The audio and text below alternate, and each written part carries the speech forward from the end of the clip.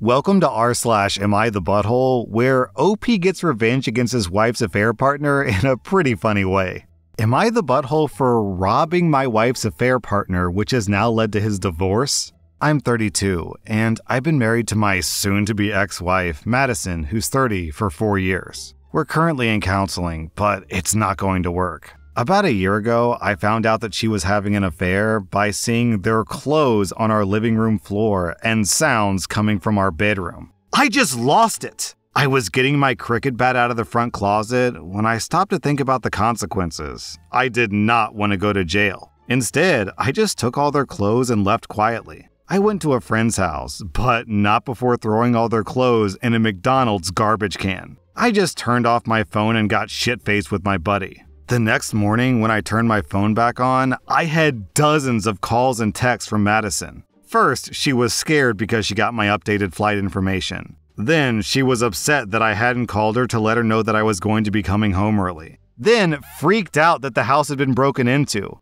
Then, crazy because she figured out it was me. The messages just got more deranged. The guy she was with is 5 inches shorter than me and about 60 pounds lighter. So if he had worn my clothes, it would have been obvious. The guy ended up calling his friend to go get his spare keys from his house. Unfortunately for him, his wife smelled a rat and followed his friend back to my house. There, she saw him leaving in oversized clothes. Long story short, she took pictures and she had evidence of his infidelity, which caused their prenup to be canceled, which cost him a lot of money. It's all one big, giant shit show. It took a couple of months, but my wife convinced me to try and forgive her. We started going to counseling and we're working our way through it, until recently. In a counseling session, What? She said that I was wrong to steal his wallet, phone, and car keys. She said that his divorce is costing him a lot of money and that I should have dealt with it in a more mature manner and that it was my fault.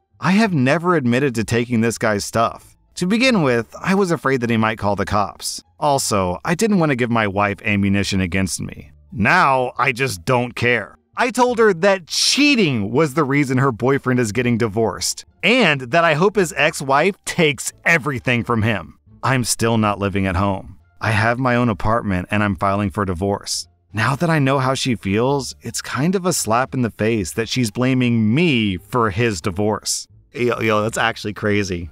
Getting dicked down by a married man when you yourself are married, and then blaming the divorce on your husband who walked in on you is crazy. Your wife is toxic. I wonder if the real reason why she's so angry at you about this is because she secretly hopes that her boyfriend is gonna get all of his money from the divorce. That way she can go move in with him and be, rich and happy and get dicked down as much as she wants. But unfortunately, if the guy's ex-wife takes all of his money, then her happily ever after is in danger. Oh well. Am I the butthole for ignoring my husband during our flight when he expressed anxiety over flying? I'm a 33-year-old woman, and I recently married my husband, who's 30. We took a 3-hour flight to Mexico for our honeymoon. I fly a lot for my job, so I've racked up a lot of miles. My husband is not a big fan of flying, though he has gotten better and tends to just hold my hand and close his eyes during takeoff and landing. When I booked our flights, I requested to use my points if an upgrade to business class became available. But I made it clear that I only wanted this upgrade if 2 seats became available, and then basically forgot about it. Then comes the day of our flight. I was so excited for this trip. I checked us in online, all's going well, and then when we go to board, the person scanning out our boarding passes stops us. She says that my husband was upgraded to business class, but only him, and asks me if that's okay. I immediately say, no, we're on our honeymoon and we'd like to stay together. But then my husband jumps in and says, no, it's fine, I'll go to business class. I look at him in complete shock, and he tells me that I fly all the time and I've been in business class before, but he hasn't. So he deserves a chance to experience it. I see that we're holding up the line, so I feel like I just need to agree and get on the plane. To say that I'm pissed off is an understatement. My husband is all smiles taking his seat, and I go back to my seat where they sit me next to an old woman with a baby on her lap where my husband should be sitting. Within maybe 5 to 10 minutes of me sitting there, trying to hold back tears because my husband left me alone on our honeymoon flight, using my points for his upgrade no less, he starts to text me saying that he feels anxiety over flying. I ignore the text and stop looking at my phone. Within maybe an hour, we're in the air, and he comes to the back of the plane to find me, offers me half of his business class breakfast, and asks me why I was ignoring him. That he was scared and he needed me to tell him that it'd be okay since I'm such an experienced flyer. I told him maybe he should have thought about that before leaving me alone before our honeymoon ever really began. He gets angry, tells me that this may be the only time he gets to fly business class, and he was giving me half his breakfast to make up for it. So I could at least be supportive of his genuine fear. I roll my eyes, sarcastically say, "Thanks," and he goes back up to his seat. When we landed, I tried to just move on and forget about it so that we could enjoy our honeymoon. But he guilt-tripped me about not comforting him via text before takeoff, and now I'm wondering if I'm being unreasonable. And if I should have just let him enjoy his time in business class and ensure him that it'd be okay. So, am I the butthole? OP's husband in this story is weirdly fixated on the fact that this may be his only chance to ever fly business. And it's true, that is actually a genuine concern. This may be his only chance to fly business. So if he doesn't jump on this opportunity, then he'll miss his shot. However, this is a big but here. He seems to be forgetting that this may also be his only opportunity to have a nice honeymoon. Actually, I'm looking down in the comments and someone says, "Is everything always about him?" And OP replies, "He grew up poor and has this mindset of always wanting to have more things, more money, etc. I grew up middle class, but I had awesome parents that made sure that I got opportunities that they didn't. I think that my husband has a very fear of missing out mindset and thinks that he deserves to experience things as an adult because he had so little growing up. We just have very different ways of looking at things. I care about enjoying what I do for work, and I don't really care about salary and promotions, but he wants to make all the money he can get in promotions no matter what." Yeah, I understand this is a logical attitude for him to have if he grew up poor, but what about the FOMO of having a nice marriage? Does he not worry about missing out on having a happy wife, happy life? OP, I'm on your side, especially if you got stuck in the middle seat. OP, you get 0 out of 5 buttholes. I'm giving your husband 1.5 out of 5 buttholes.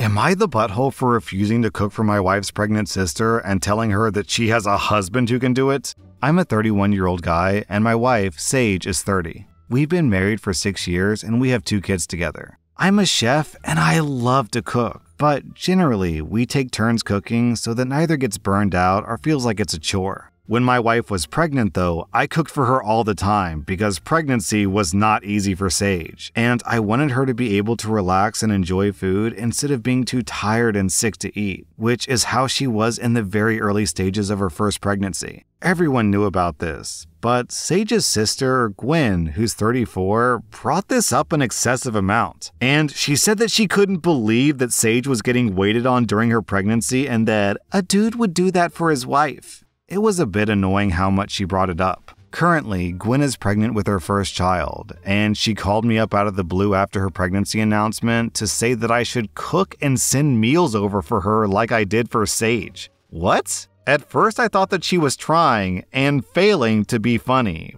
but nope, she was as serious as a heart attack. I told her I was not cooking for her, and I brought up how random and inappropriate it was to ask like that. She told me that we're family and she's pregnant and I should want her to rest as much as I had wanted Sage resting during both of her pregnancies. I told her Sage is my wife, so it's different, and I told her that she has a husband to cook for her if that's what she wants. She told me that her husband would never cook for her and I should try being a good brother-in-law. I told her a brother-in-law doesn't equal a spouse. Gwen tried to talk my wife into convincing me, but the two of them were never really close, so Sage just rolled her eyes and told her where to go. Even my wife couldn't believe that Gwen was for real. Gwen's reaction to being told no by both of us was to run to her parents and tell them that I refused to help her out, and she told them that she was struggling and had just wanted my help. They asked me why I couldn't do it occasionally since Gwen's husband is too much of a butthole to do it. I told them that it was a lot to ask, and we're not that close to Gwen. When Gwen realized that her parents hadn't convinced me, or convinced Sage to convince me, she called back up and said that I was a butthole for not helping my family, and for rubbing her husband's lack of consideration for her in her face. I'm starting to feel like this will become such a huge deal, and now I'm doubting myself. Am I the butthole?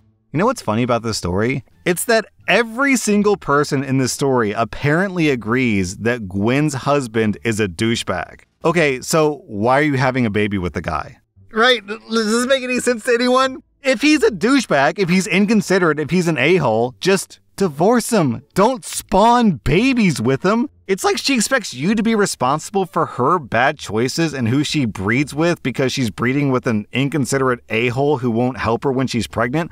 Well, then maybe you shouldn't have had a baby with them. These people are delusional. When I read the title, I thought this was going to be a really mundane post about just like, my sister-in-law was visiting and I didn't want to cook for her. Am I the butthole? Because that was the only logical explanation I could come up with from the title. But this post has like 15,000 upvotes. I was like, there must be some weird other thing. But then, no, turns out the sister-in-law is being wildly unreasonable here. I was not expecting that. OP, you get 0 out of 5 buttholes. Gwen, Gwen's parents, and Gwen's husband all get 2.5 out of 5 buttholes. Am I the butthole for being disrespectful and telling my parents, good luck with that, when they tried to ground me? I live at home while going to university. I'm in my final year and I have a job lined up after I graduate. My parents have been charging me rent since I was 16. I have a small company that makes me about $60,000 a year. I started it in high school. It's one of the reasons that I graduated early from high school and why I got attention from recruiters. My parents said that since I was earning adult money, I could take on adult responsibilities. I thought that was fair, so I paid for all my own stuff starting at the age of 16. I didn't have to pay for university. I got a scholarship. Also, the rent that my parents charged me was minor, about $300 a month. But basically, I considered my room to be completely mine after that. I kept it tidy because I like it that way, but they had no say in when I cleaned it. They had no say in when I did my laundry, other than to not do it at a time when I would disturb the family, for example, 3 a.m. I bought my own food and I ate whatever I wanted. They tried to say that I was separating myself from the family, but I just saw it as me having my own schedule. This year for spring break, I went down to Mexico with my friends. My parents were upset because they were hosting a big Easter family get-together. When I got back, they said that I was behaving badly by not being around for a family gathering. I said that it was my last spring break in university and that I was not responsible for their schedule. They said that I was grounded and I laughed and said, good luck with that. I went to my room and locked my door. They tried banging on my door to get my attention, but I'm just done. Later, my grandfather came over to talk to me. He's the one who helped me get my company started, and he's always been there for me. He said that I was rude to my parents when they were trying to be there for me. I love it. I asked him how much rent he charged my mom when she was living at home. He said that it was ridiculous to think that he would charge his kids rent. I told him that I'd been paying rent for 4 years. So he went to my parents, and I heard a fight break out. When he came out, he said that I need to treat my parents with more respect, but that since they're my landlords, they don't have a say over how I spend my time. I'm avoiding my parents for now, and I'm renting an Airbnb right now until I graduate. I took everything that was important to me, and I left $600 for the last 2 months that I'd planned on being there. They keep calling me, but I'm currently getting ready to move for my new job. I don't have the energy to deal with them. Okay guys, so today my 3-year-old daughter Lily had a dentist appointment, and it was the first dentist appointment that went well because she opened her mouth and she let the dentist, check her teeth, and it was just overall a very pleasant, happy experience. And me and my wife were just gushing over, oh, we're so proud of you, this is so fantastic, good job Lily. So I'm saying this because I can't even fathom how bursting, overwhelming with pride, parental joy I would be if my 16-year-old kid started a business that was making $60,000 a year. That is above the median wage for literally average Americans. And then OP also pays rent, takes care of their room, is tidy, and on top of all that gets his own scholarship to university. Oh my God, I can't even imagine how proud I would be. And yet, are these parents proud? Are they proud of OP? No, they're just controlling bad landlords. How can these people have one of the most well-behaved, responsible, put-together kids imaginable, and they're like, yeah, well, you're still a child, so we expect you to obey us at all times. Yo, give me a break. Give me a break. OP, you get an easy peasy lemon squeezy 0 out of 5 buttholes. I'm giving your parents, let's say, 2 out of 5 buttholes. That was rSlash Am I the Butthole? And if you like this content, check out my podcast where I publish the exact same episodes. Also, hit that subscribe button because I put out new Reddit videos every single day.